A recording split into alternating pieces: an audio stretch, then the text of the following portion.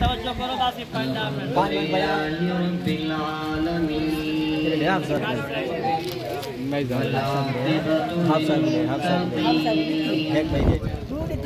والصلاة والسلام على سيد الرسل وخاتم الأنبياء والمرسلين وعلى آله وأصحابه أجمعين أما بعد فأعوذ بالله من الشيطان الرجيم بسم الله الرحمن الرحيم إنا نحن نزلنا الذكر وإنا له لحافظون وقد قال الله تبارك وتعالى في مقام آخر أينما تكونوا يدرككم الموت ولو كنتم في بروج مشيدة وقال النبي صلى الله عليه وسلم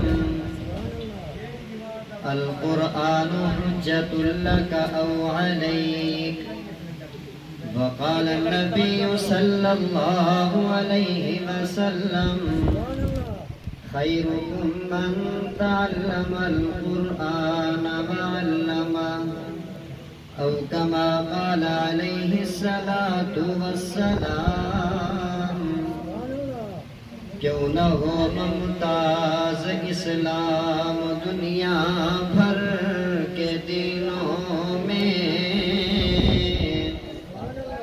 کیوں نہ ہو ممتاز اسلام دنیا بھر کے دینوں میں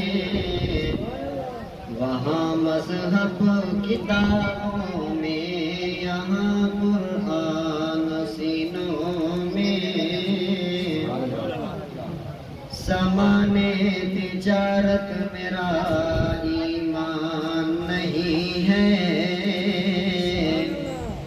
سامان تجارت میرا ایمان نہیں ہے جھکے پہ میرا سر میری شان نہیں ہے لفظوں کو سینے میں بسا لوں تو بنے بات داغوں میں سجانے کوئی قرآن نہیں ہے صدق اللہ العظیم وصدق رسولہ النبی الکریم ونحن على ذلك لمن الشاہدین والشاکرین والحمد للہ رب العالمین۔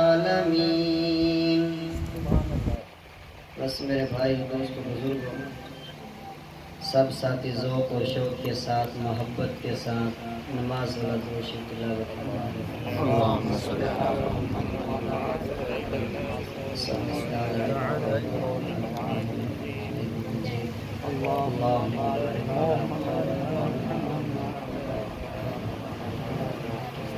بس میرے بھائی و دوست و بزرگوں جیسا کہ آپ کو معلوم ہے کہ یہ محفل یہ تقریب یہ مجلس ختم قرآن کی مجلس تقریب اور محفل ہے اور خوش نصیب ہیں وہ لوگ کہ جنہوں نے تراویح کی نماز کے اندر قرآن پاک کو سنا۔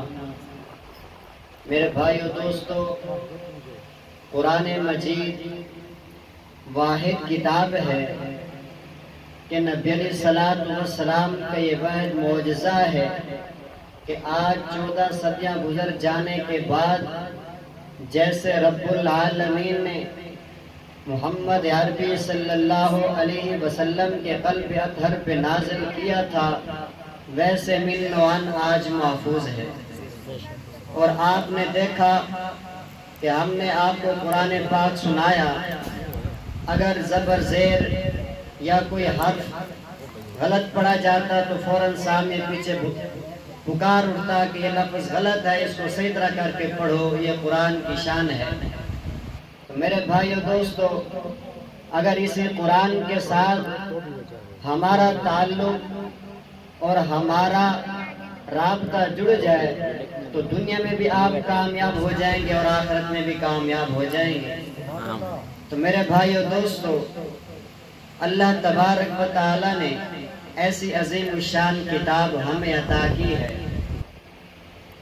ہمارے بزرگ گزرے ہیں مولانا عمر پالن پوری رحمت اللہ علیہ، ابھی چھوٹے سے بچے تھے تو بڑے ذہین اور فطین تھے۔ ان کے ماموں نے کہا کہ بچہ ہمارا بڑا ذہین اور فطین ہے، اس کو ہم اسکول کی تعلیم دیتے ہیں، اس کو ڈاکٹر بنائیں گے، بڑا پیسہ کمائے گا۔ والدہ نے کہا کہ بھئی اس کا والد تو فوت ہو چکا ہے، بچپن میں یہ یتیم ہو گئے، اب میرا حق یہ ہے کہ میں اس کو قرآن کی تعلیم دوں، میں اس کو قرآن پڑھاؤں۔ یہ والدین کا حق ہے کہ اپنی اولاد کو قرآن کی تعلیم دیں تاکہ انہیں پتہ ہو کہ قرآن کیا کہتا ہے، نبی علیہ الصلوۃ والسلام کے کیا فرامین ہیں، زندگی کس طرح گزارنی ہے، ان کو سارا پتہ ہو، دین کا پتہ ہو۔ اگر آپ مدرسے میں بھیجیں گے تو تب ان کو دین کا پتہ ہوگا، اگر آپ نے ان کو مدرسے کے حوالے نہیں کیا پھر اس کو کسی طرح بھی دین کا پتہ نہیں لگ سکتا۔ ایک آدمی چور تھا، اس نے اپنے بیٹے کو مدرسے میں داخل کرا دیا۔ اب چند دن اس نے مدرسے میں لگائے، اساتذہ نے اس پر اتنی محنت کی کہ اس کو اس قابل بنایا، اس کا عقیدہ اتنا پختہ بنایا کہ سب کچھ ہونے والا جو ہے، جو کچھ کرنے والی ذات ہے وہ صرف اللہ کی ذات ہے، اللہ کے علاوہ اور کوئی کچھ نہیں کر سکتا۔ تو اب والد نے سوچا اگر یہ مولوی بن گیا، اگر یہ حافظ قرآن بن گیا تو پھر یہ کیسے کھائے گا اور کیسے ہمیں کما کر دے گا۔ تو اس نے مدرسہ چھڑوا کر اسی دھندے لگا دیا جو اس کا کام تھا۔ اب اس کو لے کر ایک بستی میں پہنچا، کہا بیٹا میں نقب لگا کر اس گھر کے اندر داخل ہوں گا، اگر کوئی آدمی دیکھے تو تم مجھے بلا لینا، ہم بھاگ جائیں گے۔ جب والد اس کے اندر داخل ہوا تو بیٹے نے آواز دی، ابا باہر آؤ، کوئی دیکھ رہا ہے۔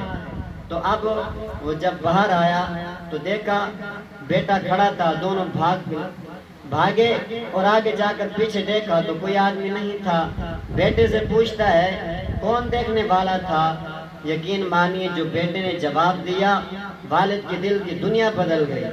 فرمایا ابا آج وہ ذات دیکھ رہی ہے جس نے تجھے پیدا کیا اور مجھے پیدا کیا ہے، جس نے تجھے ہاتھ دیے ہیں، جس نے تجھے آنکھیں دی ہیں، اتنی اس نے آپ کو بے شمار نعمتیں دی ہیں، آج وہ ذات آپ کو دیکھ رہی ہے۔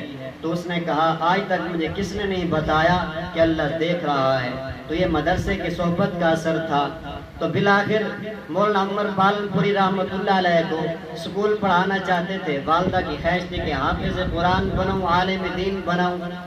اب اس کے ماموں اس کو لے کر اپنے گھر چلے گئے۔ مولانا عمر پالن پوری رحمت اللہ علیہ اپنے ننیال گئے اور وہاں جا کر اس کو اسکول میں داخل کرا دیا۔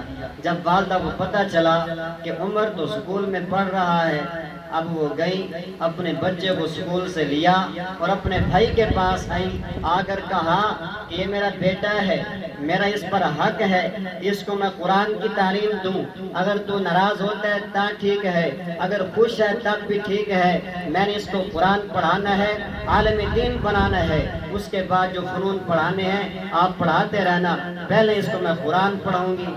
جا کر اس کو مدرسے میں داخل کرا دیا اور جب پڑھ کر آتے تھے تو ماں کہتی بیٹا کھانا کھا لو اور مجھے وہ سبق سنو جو آج آپ نے پڑھا تھا۔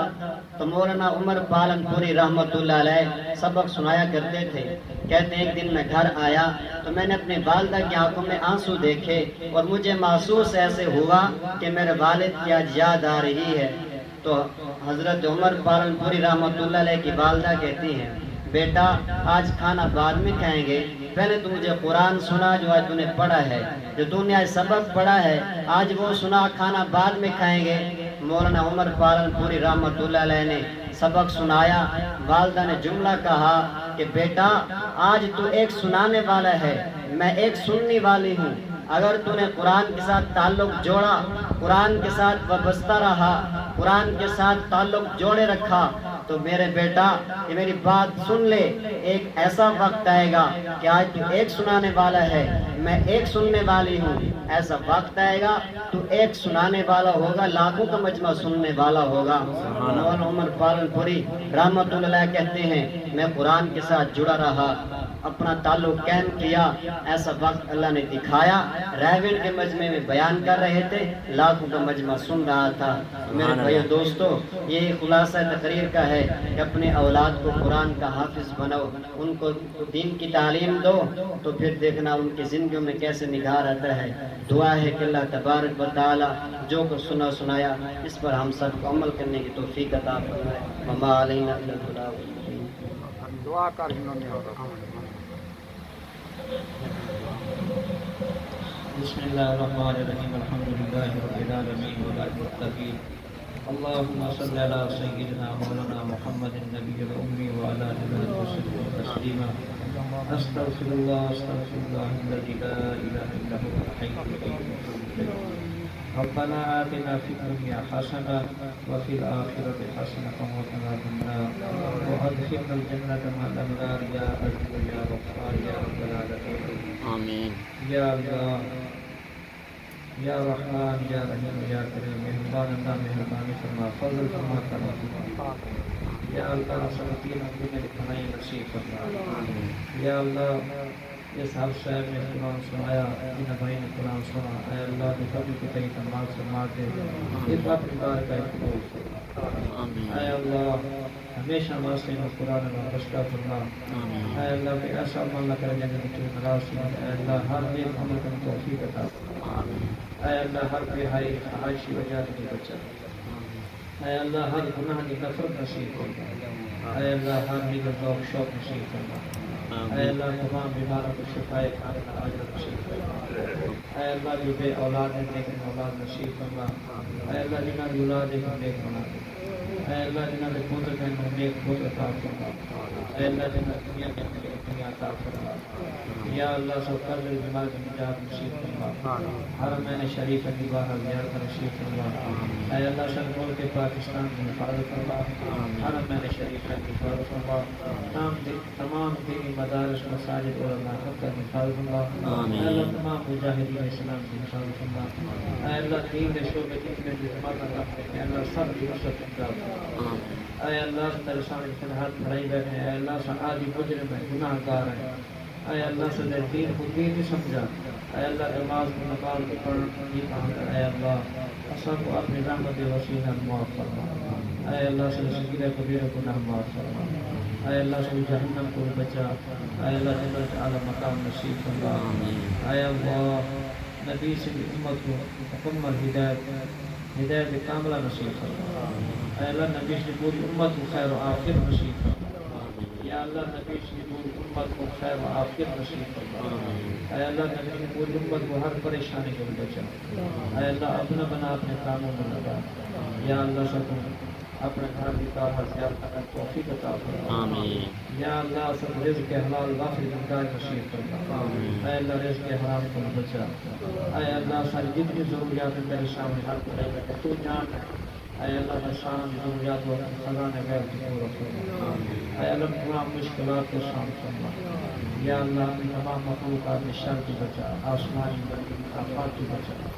ربنا تقبل منا انک انت السمیع العلیم وتب علینا انک انت التواب الرحیم۔ اے اللہ قرآن کی تعریف پڑھا جائے کرم کی طریقہ فرما، سنت اور بات دل قبول فرما۔ اے اللہ کے ثمرات میں اپنی زندگی نصیب فرما۔ صلی اللہ تعالی خیر خلق محمد وآلہ وصحبہ اجمعین۔ سب کا شکریہ اللہ تعالیٰ۔